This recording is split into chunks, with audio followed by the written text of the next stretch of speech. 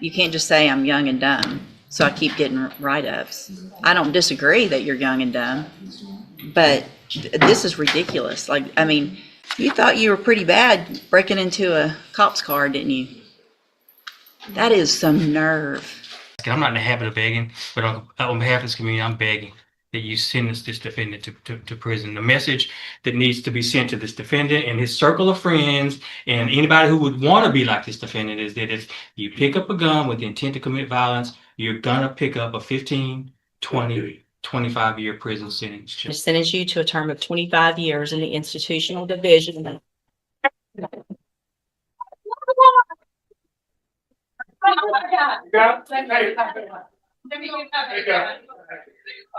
All right, so you're Bryce Thomas, and Mr.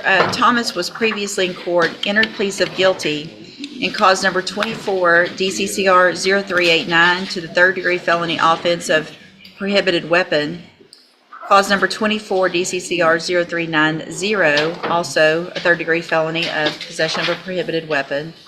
Cause number 24 DCCR 0391, pled guilty to the state jail felony offense of theft of a firearm. Cause number 24 DCCR 0392, pled guilty to the lesser offense of indecency with a child by exposure, also a third-degree felony. There was no plea agreement. I have received and reviewed the pre-sentence report. Has everyone had an opportunity to review that report? State action. In addition, there is also the largest packet I've ever received of jail incident reports in a case. Did everyone have an opportunity to review those? Yes, I took an evening and 35 pages. I reviewed them one evening. State reviewed all 35 pages of reports. In addition, the state has filed a state sentencing memorandum. Mr. Burbank, did you receive that and were you able to review it? Okay. Anything else, any objections or corrections or additions to the report? No, Judge. All right, Mr. Burbank, you may proceed. Your Honor, this is a very young kid that in a very short period of time kind of stepped off the cliff and got himself in a lot of trouble. I will represent to the court when I was encased by his family. One of my issues was the recovery of the weapons because they were law enforcement weapons. I will represent to the court that almost immediately, mysteriously, weapons ended up in my office in the front hallway and were returned to the sheriff's department. And I'd like the court to take notice that those weapons are off the street and back into the department. Could you speak up a little bit, please? Oh, back into the department. We go open because I do not have a recommendation. You can place him on probation for a period of 10 years and see what he does. These are third-degree felonies that you can do. At the very end, state jail, Judge, I believe, the theft of the firearm.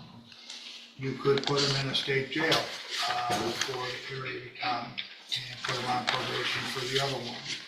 I would ask that if you are going to send him to the penitentiary, that maybe in reference to the sexual offense, that you do place him on probation, so that you can have some accountability for him once he got out for a period of time. That would give the court maybe whether or not he's learned his lesson. Now, as you peruse through the 35 pages of incident reports, and I'm not trying to be funny, because I've talked at length with Mr. Thomas about those, and he'd like to address the court on those. It is what it is, and that's not behavior of whether or not he would be able to follow the court's orders if he can't follow what's going on in jail for a period of time in reference to on probation. I would ask that the court would ask Mr. Thomas. Yeah, go ahead. You have something to say? You don't have to say that. I could just say it's just young, dumb, just being in jail at a young age and not really knowing. Like I write ups. Yeah, but once you get several write-ups, I mean, the whole point of growing up is to learn from your mistakes. Yes, ma'am. So if you keep getting write-ups, then you can't just say I'm young and dumb, so I keep getting write-ups. I don't disagree that you're young and dumb, but this is ridiculous. Like, I mean, I know our jail cannot wait for you to get out. Cannot wait. Mr. Coleman? Yes, Your Honor, I'll be brief since I put everything, I made the state's position clear in our sentencing memorandum. I'd like to briefly shift the focus from the write-ups to the underlying facts in this case, which Yeah. I believe are. Stealing out of cop cars. Stealing from patrol vehicles, at least 2 patrol units, Your Honor. Detective Matt Dixon is here if you want to hear more details of the detective. But Your Honor, I think the audacity, the boldness to steal these weapons from a police car goes to show what exactly the nature of this defendant is and what we're dealing with here. And even more than that, Judge, it appears from the underlying facts that the defendant may be implicated in a series of other car burglaries. We've got a Glock switch that converted one of those weapons into a fully automatic weapon. He was conspiring with another juvenile, a 16-year-old, to steal the weapons, which a photograph is attached to my sentencing memorandum if you've seen it. This was nothing less than an arsenal that these kids amassed, Judge. I shudder to think what could have become of these weapons if they would end up in the hands of other criminals, if they could have been used against law enforcement, Your Honor. Long gone are the days where there's a low caliber Saturday night special that these kids use, you know, in some type of a crime. They are loaded for bear with fully automatic weapons. I'd ask the court to make an example out of this defendant. He benefits from not having a criminal history to speak of, but Your Honor, this is beyond the pale. I ask you to send him, do 2 things, a split sentence in this case. Sentence him to prison for what he's done, and then following that, a consecutive probation period so that we can continue to monitor him and supervise him after he's released from prison. Thank you, Your Honor. So I wanted to make sure, Mr. Coleman, I've done this type of sentencing that you're asking for on some different cases. I think the probation period, if I sentence him to probation today, I don't know that I can make that consecutive. So I think I believe you can, Judge, and if you need to recess this proceeding, I can get your case law in pretty short order. I think you can. because when would it start? It will start after he finishes his period of incarceration. Okay. So whatever I give him, if I do prison, and then I say it's consecutive with a probation, and does it matter if it's a straight or a, I don't believe so either, Judge. But again, I'm happy to get you some case. No, I appreciate the idea. Again, we've done it sometimes. I mean,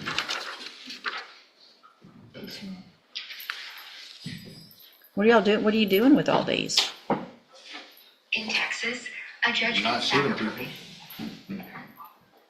sack people. Sir? Not shooting people. Not shooting people yet. What are you shooting? Why would you have these? What are you getting these to shoot at? Just to be tough and say you have guns? That's all that's happening with these guns on the street is y'all are shooting at each other, at other people, at houses, at cars, at whatever. There's no reason to have these kind of guns. These aren't hunting guns, right? You're not going to shoot a deer. Do you hunt? I do. Do I you? have before, but Have you?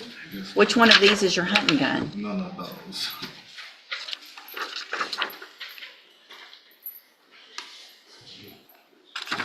You thought you were pretty bad breaking into a cop's car, didn't you? That is some nerve.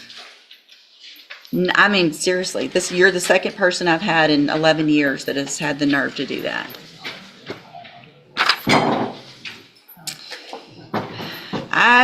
Here's what I'm going to do, because I agree with Mr. Coleman. I would like, at least in the indecency case, to get treatment and probation on that case so that we know you're not going to go make that type of bad decision again.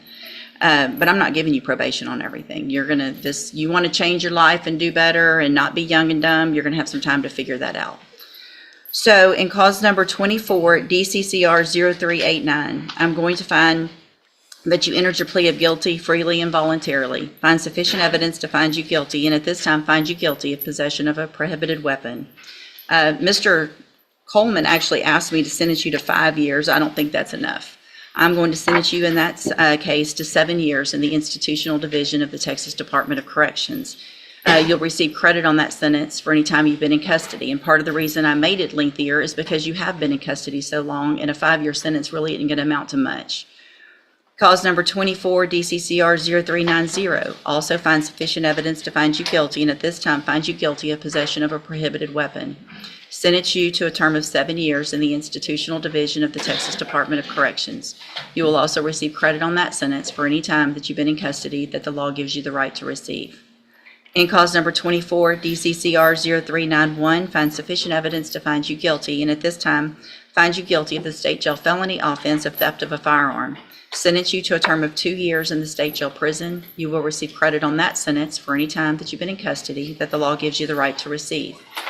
Then in cause number 24, DCCR 0392, find sufficient evidence to find you guilty. However, in that case, I'm going to defer all proceedings, place you on probation.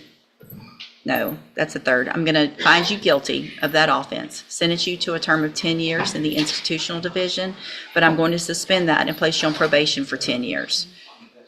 Can I address the court on that? Mm-hmm. With the deferred, though, with the registration, it would, if he did comply after he got out, that he may have a chance instead of a conviction. He's already got 3 convictions. Well, A I fourth. understand that, but a sexual kind of. May I respond, Judge? That is a reduced plea to a reduced charge. I agree. I'd like to point that out. Can I give a straight on indecency though? Hold on. I think it has to be deferred. Hold on.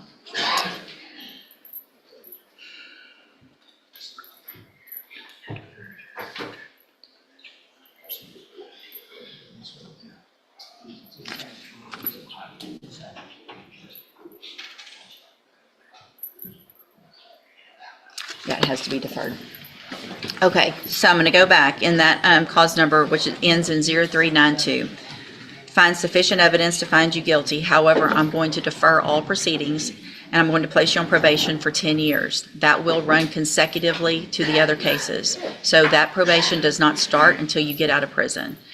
Then, if you violate that probation, you could be sentenced up to 10 years in that case. So you're going to be under supervision or in custody for a very long time. So if you really want to change your ways, you're going to have every opportunity to do that. If you don't, you're going to end up, number one, you're probably not going to make parole if you keep acting like you've been acting here. If you get to prison and you act like this, you're not going to make your parole. You're going to do that whole 7 years. That's going to be up to you. The sooner you get out and act right, the sooner you can start this other probation and get off of it, grow up, and maybe change your life. That's going to be up to you. On that deferred, I am going to order a $500 fine that you follow all of the conditions of probation. That's going to include sex offender treatment, going to whatever classes are necessary, staying clean, not getting in any trouble, all of those kinds of things. Do you understand? Mr. Coleman? Your Honor, is there a deadly weapon finding option with these weapons? I don't think so. You don't think so? Okay. Okay. Unless you can, I don't think that's, We didn't allege it. well, and they're not, possession of a prohibited in the 3G, so I don't think we can. Okay. Yeah. I'm sorry. All right, so all of these are actually wrong because y'all marked off plea bargain and there wasn't a plea bargain. So I'm going to hand you the trial court certification in all of your cases. This shows that these were not a plea agreement. It was a plea agreement, Judge, because there's a, no. Oh, because of- No, there was an unauthorized use that we agreed would be dismissed. And also the lesser offense in that, so there was consideration taken, so this was an agreement, at least for those reductions. Okay, so you have waived your right to appeal. In these cases, I'm going to hand you those certifications. I'm also handing you a written admonishment regarding your ineligibility to possess a firearm or ammunition. Because of the judgments entered against you, you're ineligible under Texas law to possess a firearm or ammunition. Possession of a firearm or ammunition could lead to charges against you. Firearm is a legal term, and you should read that written admonishment I provide you to see what devices qualify as a firearm. If you have questions about the laws that make you ineligible to possess a firearm or ammunition, or about how long that lasts, you can talk with Mr. Burbank. All right, good luck to you, sir. You can go back with the bailiff. Yeah, I appreciate it. I'm just on that different strengths where it's reasonable. You need to. Good morning. Are you Caden Yes. Fontanet? And this is 25 DCCR 1759. Mr. Fontanet was previously in court, entered a plea of guilty to the first-degree felony offense of aggravated robbery. It was an unagreed plea.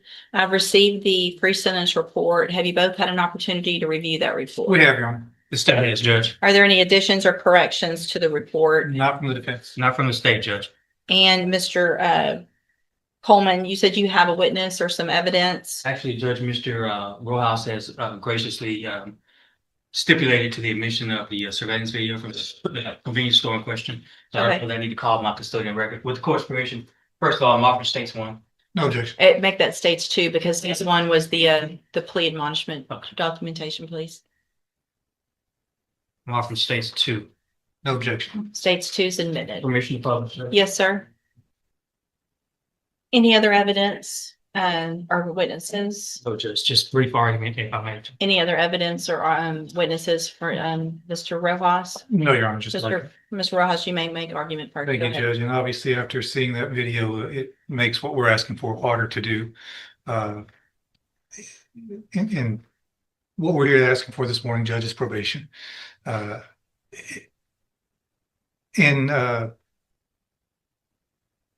Mr. Fontainet's defense, he is a young offender. I know the court is tired of hearing the same story over and over, and young guys with guns in here. He's got a limited criminal history. I believe this is his first felony. He's never been on any kind of felony supervision, or felony probation. Unfortunately, he's just fallen into the same situation that we see so many other youthful offenders fall into. He's got no direction in life. He's very little support at home. Sees no way out of the situation that he's in, so he goes and decides to rob a store and get some money. Did the wrong thing. And if his story in the PSI is to be believable for what I believe is the right reason, he's trying to help his mom out at home, he's trying to pay some bills, keep the lights on. Certainly, there are better ways to go about doing that. And I hope that the time in jail has taught Mr. Fontanet that. We've got options here, Judge. We can send him to prison or we can put him on probation. Certainly, he's on the road if this conduct continues, he's on the road with prison. I don't know that the day is the best time to make that exit for him. He's got a long life to live. We can send him to prison. He can be there for a few years and come back out. I don't know that he's going to get the help that he really needs in prison. There are programs available on probation that if he's serious about turning his life around, like he says in the PSI, those programs can help him. And if he does take advantage of those, it in turn would make the community a little bit safer, because there'd be one less guy running around with a gun when he does get out of prison, if that were the road that you chose to take. Planning on living at home with his mom. I think he has some younger siblings there. To his benefit, before he was even arrested, he started a GED. I think on the night that this happened, he had just finished a GED class and made a dumb decision to go hang out with these guys that he should not have been hanging out with, and did this robbery. Again, Judge, you've got two options. You can send him to prison, or you can try to get him some help on probation, and hopefully he will take advantage of that. And certainly if he doesn't, we're going to know pretty quick, and you'll have another chance to send him to prison, probably for a longer time. All right, thank you. What is the status of the other two? Are there co-defendants? Have they been charged? They have been charged, Judge, and I have both of their cases, Judge. And they have not been sentenced yet or No, anything Judge. like that? No, Okay. Judge. All right, go ahead, Mr. Coleman. Yeah, I'll be brief. Whether it's the Pine Club Apartments or Rogers Park or a Speedy Mart, you've seen this, and we've seen this in this community all too often. I'm preaching to the choir, Judge. Prayer vigils and advisory committees, all of that stuff's fine, but you judge where the rubber meets the road. You are that person that can protect the community from somebody like this defendant. You are that person that can either let him walk out of this courtroom on probation with a piece of paper with conditions and promises that he won't resort to this kind of violence that you saw on that video, or you can ensure that the community is safe by putting him behind steel bars, concrete wall and razor wire fence. Uh, Judge, I'm just asking, I'm not in the habit of begging, but on behalf of this community, I'm begging that you sentence this defendant to prison. The message that needs to be sent to this defendant and his circle of friends and anybody who would want to be like this defendant is that if you pick up a gun with the intent to commit violence, you're gonna pick up a 15, 20, 25-year prison sentence, Judge. And I'm just asking that you do this on behalf of people who live at the Pine Club apartments, who just want to live in peace, people who want to go take a walk at Rogers Park and not be robbed, and somebody that wants to stop at a Speedy Mart convenience store and pick up some snacks without becoming a victim of a robbery. That's all I have, Judge. Thank you, Mr. Coleman. So, Mr. Fontenette, there was a time some years ago that there really wasn't even a question. Everyone, state's attorneys were recommending youthful offenders, probation. Let's give everybody an opportunity.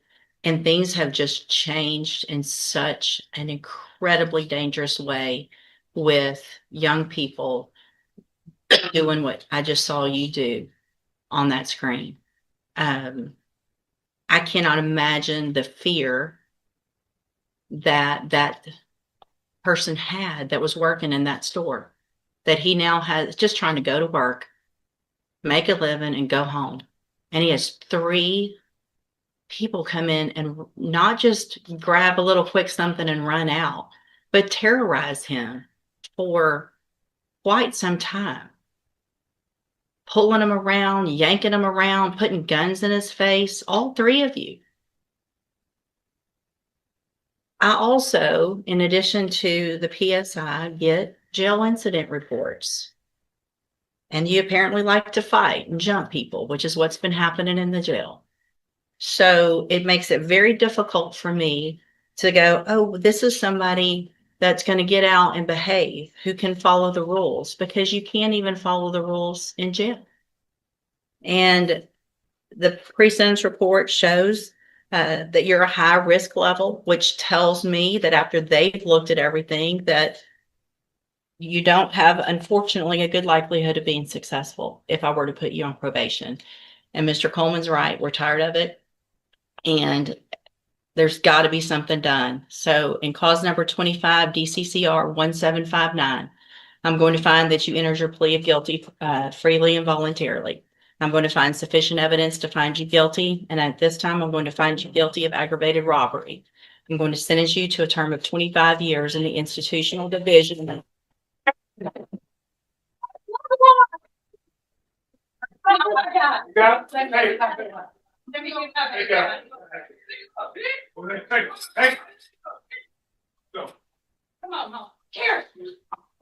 going to sentence you to a term of 25 years in the institutional division of the Texas Department of Corrections. You will receive credit on that sentence for any time that you've been in custody that the law gives you the right to receive. I'm handing you the trial court certification. This was not an agreement. You have some rights to appeal. I have also handed you a written admonishment regarding your ineligibility to possess a firearm or ammunition. Because of the judgment entered against you, you're ineligible under Texas law to possess a firearm or ammunition. Possession of a firearm or ammunition could lead to charges against you. You can talk to Mr. Rojas about any questions you have about that. I am making an affirmative finding of a deadly weapon. Mr. Fontenette, I understand that this is harsh, and I know you believe this is harsh, but I think this is necessary. I hope that you go and you make things right. You can get out of prison. You're still going to be young, and you can make your life better. This one, Judge, and just so you know, the court, we brought him down here from Minnesota. He's also serving time up there. He wanted to come back and resolve these. Okay. Perfect. That's the Thank reason you. to try to wrap them all up today. Thank you. All right, sir. Are you Jesus Marin Garcia? And Mr. Parker, will your client waive the formal reading of the indictment? He will, Judge. Mr. Garcia, in cause number 24, DCCR 0586, you're charged with a 3rd-degree felony offense of unlawful possession of a firearm by a felon, and that's from July 14th of 2023. How do you plead to that charge? Are you pleading guilty freely and voluntarily? Yes. And are you pleading guilty because you actually did what they charged you with? Yes. I have here on the tablet some documents that have your signature on them that the state has marked as exhibit number 1. Before you sign these, did you go over them with Mr. Parker? Speak up, please. Yes. Do you fully understand them? Yes. And do you understand if I follow the agreement that you've made with the district attorney that you'll be waiving or giving up any right to appeal? Yes. Do you also understand if you're not a U.S. citizen that a plea of guilty or no contest may result in your deportation, exclusion from admission to the country, or denial of naturalization under federal law? Yes. State tenors number one. No objection? It's admitted. Is there any evidence that Mr. Marion Garcia is not competent? No, Your Honor. All right, sir, I'm going to find that you entered your plea of guilty freely and voluntarily, find that you're mentally competent and you understand the nature and the consequences of your plea, find sufficient evidence to find you guilty, and at this time find you guilty of unlawful possession of a firearm by a felon, sentence you in accordance with your agreement to a term of 6 years in the institutional division of the Texas Department of Corrections. You will receive credit on that sentence for any time that you've been in custody that the law gives you the right to receive. I will sign a dismissal when it comes through and cause number 24 DCCR 0587 as part of this agreement. It will also run concurrently with any case that you're currently serving in Minnesota as well. All right. I'm handing you the trial court certification. That shows that this was an agreement that I followed, so you have waived your right to appeal. I also handed you a written admonishment regarding your ineligibility to possess a firearm or ammunition. Obviously, you know this, but I'm required by law to read it. Because of the judgment entered against you, you're ineligible under Texas law to possess a firearm or ammunition. Possession of a firearm or ammunition could lead to charges against you. If you have any questions about the laws that make you ineligible to possess a firearm or ammunition, or about how long that lasts, you can ask Mr. Parker. All right, good luck to you, sir. Thank you. Judge, I think they filed a motion to dismiss it on leave. I don't know if you got it. Already signed.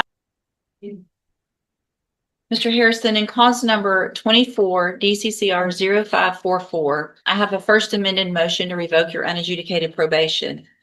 This shows that you were placed on probation November 19th of 2024 for the first degree felony offense of aggravated robbery.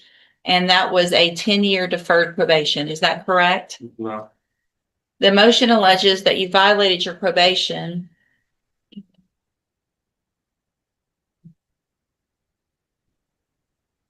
Count one alleges that you failed to report as directed on or about March 31st of 2026. Is that true or not true? True.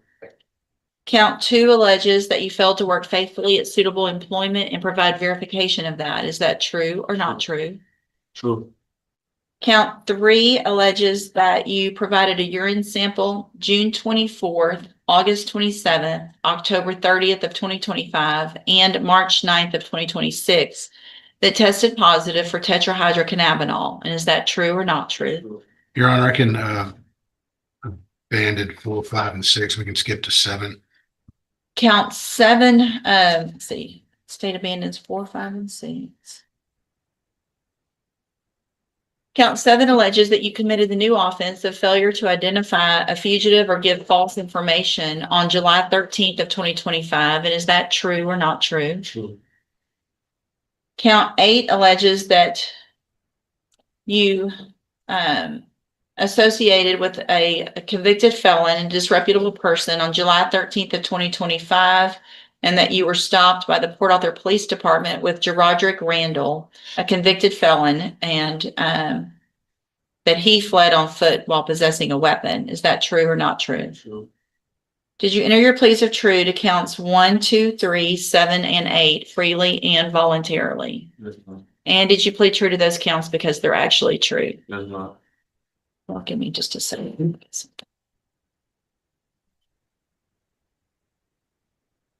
Your question would be the underlying offense, Your Honor. I'm just going to go back and look at the PSI real quick. He was one of 4 individuals that were breaking into cars. When they got caught, one of them fired a shot at the person who confronted them while they were breaking into cars at a parking lot. Put everyone on probation. They've all come back, Judge.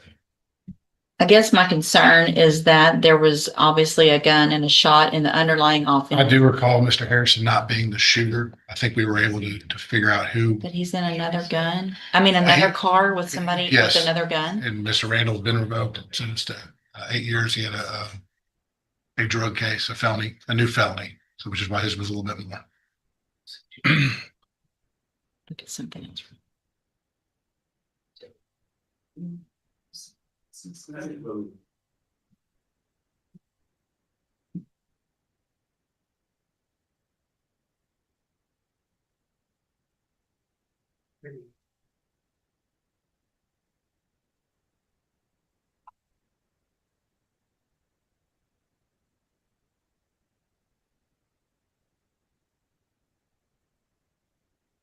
Do you happen to have the PC for that? The new, um, For his new event, Daddy. yeah, I do, Judge.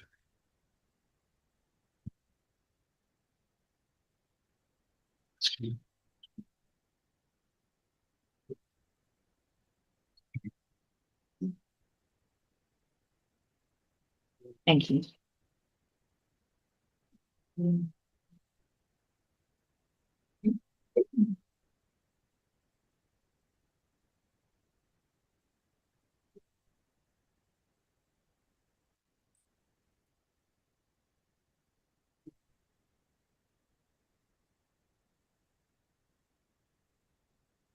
I also have the report from Mr. Randall's charges from the same stop. If you're asking as far as where going was. Yeah, that's Mr. what- Randall's lap as he ran from the vehicle and fell out as he ran.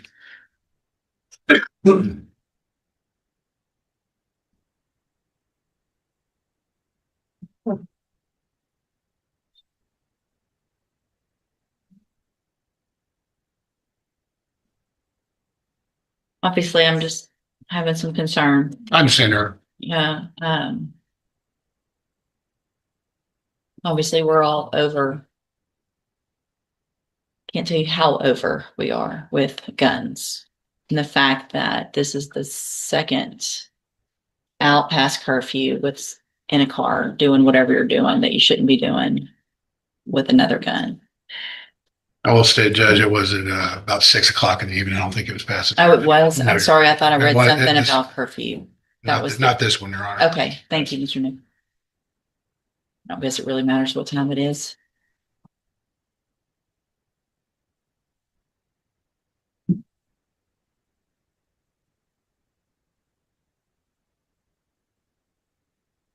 And the other three that have already been revoked. Mr. Randall received 8 because he was in possession of a firearm. So was he one of the original I think so, Judge. I do know that. co-defendants under the underlying case as I well? believe that's why he wasn't supposed to be hanging out with him. And then, That would probably. there's be-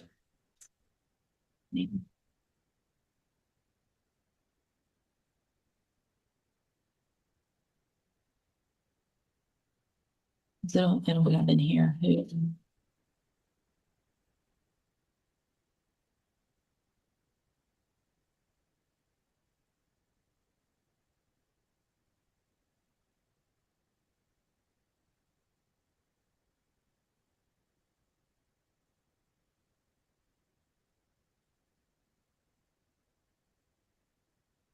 yes, Your Honor, he's one of the original.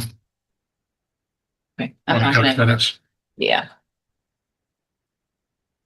I'm not gonna accept 5. Not if you're already on probation with the same person for aggravated robbery with 3 guns in that car, another gun in this car. If he got 8, then I would consider that, but at this point, We'll discuss it. I'm over all of this gun stuff. So I'm gonna, I'll keep, I guess, the paperwork for now. If y'all come up with an agreement, Yes. otherwise it's a motion to revoke. I don't have to accept any agreements. It can just be up to me and we can have a hearing if we have to. But I'll just keep it for now. I can make an adjustment if you guys come up with something different. Okay. All right. Thank you. Go back.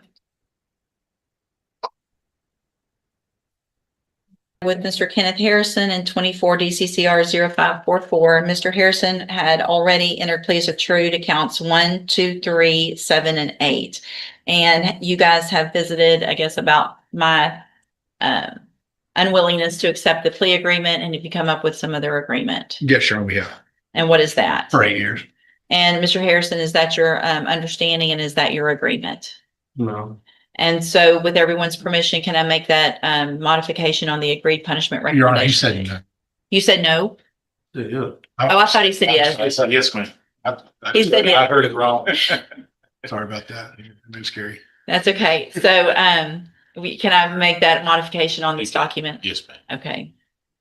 So I have, here, Mr. Harrison, on the tablet, some documents that have your signature on them. I've made that change to show that the agreement is for 8 years instead of 5. Before you went over and signed these, did you go over them with Mr. Lewis? Do you fully understand all the documents you signed? And do you understand, if I follow this agreement, that you will be waiving or giving up any right to appeal? State tenders number 1, Location. it's admitted. Is there any evidence that Mr. Harrison is not competent? No. All right, sir, I'm going to find that you entered your plea of true to counts 1, 2, 3, 7, and 8 freely and voluntarily. Find those counts true. Find sufficient evidence to find you guilty, and at this time find you guilty of aggravated robbery. Sentence you in accordance with that agreement to a term of 8 years in the institutional division of the Texas Department of Corrections. I am making an affirmative finding of a deadly weapon. You will receive credit on that sentence for any time that you've been in custody that the law gives you the right to receive. I'm handing you the trial court certification that shows this was an agreement that I followed, so you have waived your right to appeal. I've also handed you a written admonishment regarding your ineligibility to possess a firearm or ammunition. Because of the judgment entered against you, you're ineligible under Texas law to possess a firearm or ammunition. Possession of a firearm or ammunition could lead to charges against you. If you have questions about the laws that make you ineligible to possess a firearm or ammunition, or how long that lasts, you can talk with Mr. Lewis. So, Mr. Harrison, in my opinion, you're getting a great deal today. You could have gone to prison today for anywhere between 5 years and up to the rest of your life. And I know you've probably been hearing out of the jail what's been going on with the cases where people have guns and are continuing to use them and possess them. So take advantage of the time that you have, do something better with your life. And when you get out, don't possess a gun. Don't be around anybody that's possessing a gun, because if you are and you're here in Jefferson County, it's going to be a whole lot worse than today. Do you understand? Yes, ma'am. All right. Good luck to you. You can go back with the bailiff. You'll get credit for any time you've been in custody.